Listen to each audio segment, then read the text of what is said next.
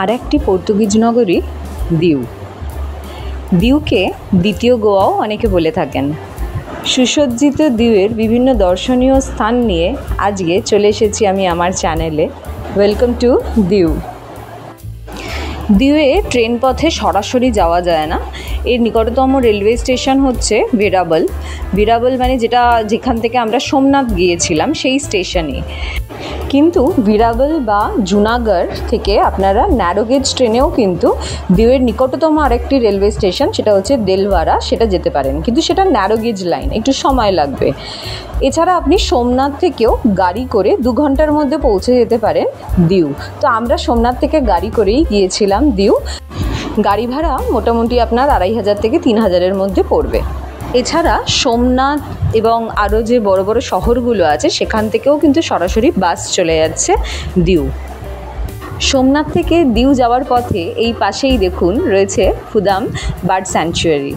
তো আপনারা চাইলে একটুখানি এখানে পাখির আনন্দও নিতে পারেন। প্রত্যেকটা জায়গায় ছবি দিয়ে নাম দিয়ে লেখা আছে যে কি পাখি সেখানে আপনি দেখতে পারেন।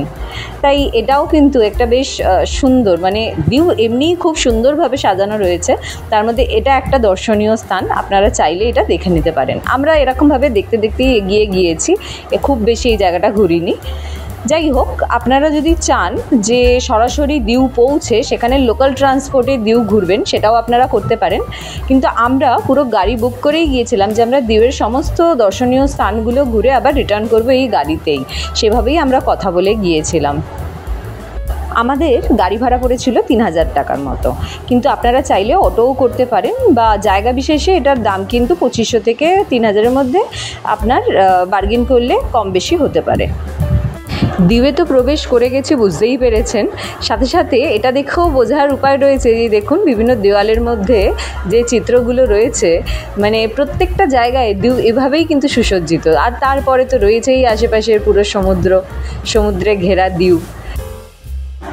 ভ্রমণের সেরা সময় নভেম্বর থেকে মার্চ, কিন্তু নভেম্বর আর মার্চ মাসেও কিন্তু আপনারা এখানে অনেকটাই গরম পাবেন। তাই শীতকালটাই এখানে ঘোরার জন্য সবথেকে সেরা সময়। বুঝতেই পারছেন যেহেতু সমুদ্রে ঘেরা এটা একটা দ্বীপ, তাই এখানে প্রচুর sea beach, sunset point, sunrise point, church এখানে পাওয়া যাবে।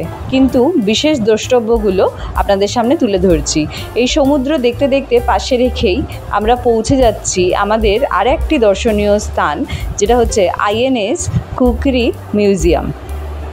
ভারতীয় নৌসেনার শৌর্য ও বীর্যের প্রতীক হচ্ছে এই জাহাজ। এটিকে 1971-এর যুদ্ধে ব্যবহার করা হয়েছিল। আর 1999 সালে এটা এরকম মিউজিয়াম এবং এর একটি মেমোরিয়াল তৈরি করে সবার জন্য খুলে দেওয়া হয়। এই জাহাজটিতে টিকিট কেটে আপনারা ভেতরে গিয়ে ঘুরে আসতে পারবেন। সামনে থেকে এই জাহাজ আর সেই ইতিহাসের সাক্ষী থাকার পর আবার এগিয়ে চললাম পরের গন্তব্যে। পরের এই দেখুন দূরে দেখা যাচ্ছে, ওখান থেকে বেরিয়েই ঠিক পাশে সমুদ্রে দূর থেকে দেখা যাচ্ছে পানিকোঠা। হ্যাঁ, পানিকোঠা দিউ ফোর্টেরই একটা অংশ ছিল। আগে ওখানে ফোর্ট তৈরি করা হয়েছিল, তারপরে দিউ ফোর্ট তৈরি করা হয়। আগে ওখানে জাহাজ নামতো, তারপরে এখানে তৈরি করা হয়। ওটা পরে জেলের আকারে ব্যবহার করা হয়। তো ওইটা ভালোভাবে আপনারা দিউ ফোর্ট থেকে দেখতে পাবেন, আমি দেখাবো আপনাদেরকে। সেই জন্য এগিয়ে চলেছি আমরা আপাতত দিউ ফোর্টের দিকে। আগে এইখান থেকেই পরিচালনা করা হতো বিভিন্ন এই বাণিজ্যের জন্য আসা জাহাজগুলিকে। তো এখানে পৌঁছানোর একমাত্র রাস্তা হচ্ছে মোটর বোট।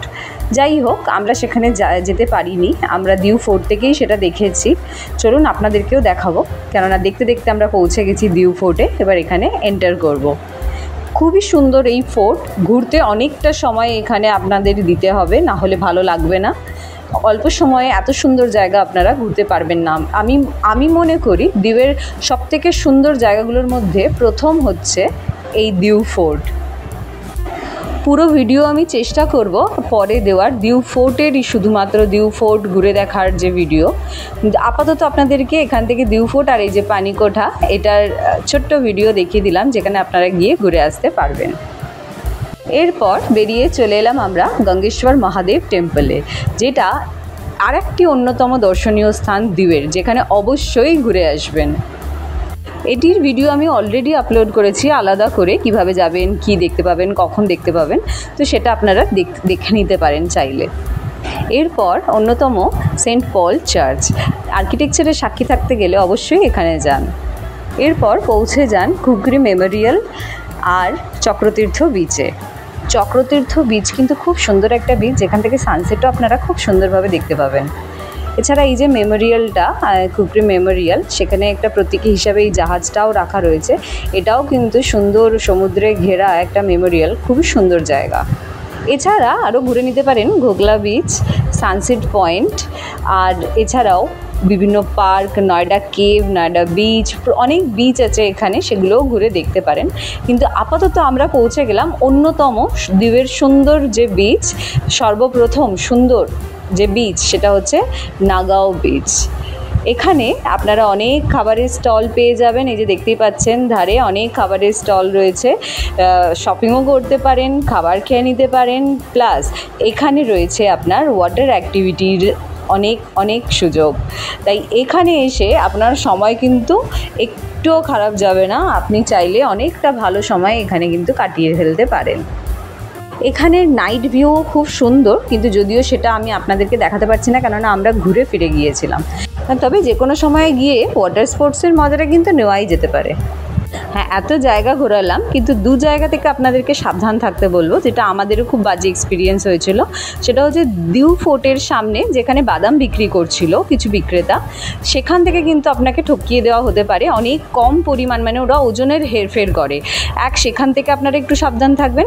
আর এক হচ্ছে সোমনাথ থেকে যখন আমরা দিউ এসেছিলাম, সেটা আসার পথে আমরা একটা জায়গায় খাবার জন্য দাঁড়াই, সেখানে আমরা মেথি, আলু পরাঠা এগুলো খেয়েছিলাম। তো সেখানে কিন্তু ওরা মানে ওখানে ওই জাতীয় নয় বলে টাকায় কিন্তু আমাদেরকে ঠকানোর চেষ্টা করেছিল। তাই আমি এই জায়গাটা আপনাদেরকে দেখিয়ে রাখছি। মানে ওরা সার্ভ তো ঠিক মতো করছিল না, প্লাস ভাবছিল হিন্দি তো জানে না বা গুজরাটি জানে না, তো আমরা টাকা বেশি নিয়েই নিতে পারি। যদিও শেষ পর্যন্ত সেটা আমি করতে দিইনি, কিন্তু তাও এই জায়গাটা ওই জন্য আপনাদেরকে দেখিয়ে রাখলাম। আপনারা অবশ্যই একটু সাবধান থাকবেন। গুজরাট আর দিউ ট্যুরের দিউয়ের এই দু জায়গাতেই আমরা শুধু ঠকেছি। ওভারঅল এই দুটো বাদ দিলে আমাদের জার্নি কিন্তু ভালোই হয়েছিল, খুব সুন্দর আমরা ঘুরেছি, খুব ভালো এক্সপিরিয়েন্স ছিল। আশা করি আপনাদেরও ভালো লাগবে। ভালো লাগলে অবশ্যই লাইক, কমেন্ট, শেয়ার করুন। আর সাবস্ক্রাইব না করে থাকলে অবশ্যই সাবস্ক্রাইব বাটনে ক্লিক করুন। আর আমাদের সাথে থাকুন, পাশে থাকুন। আজ এখানেই থামবো, আবার দেখা হবে অন্য দিন অন্য কোনো ভিডিওর সাথে।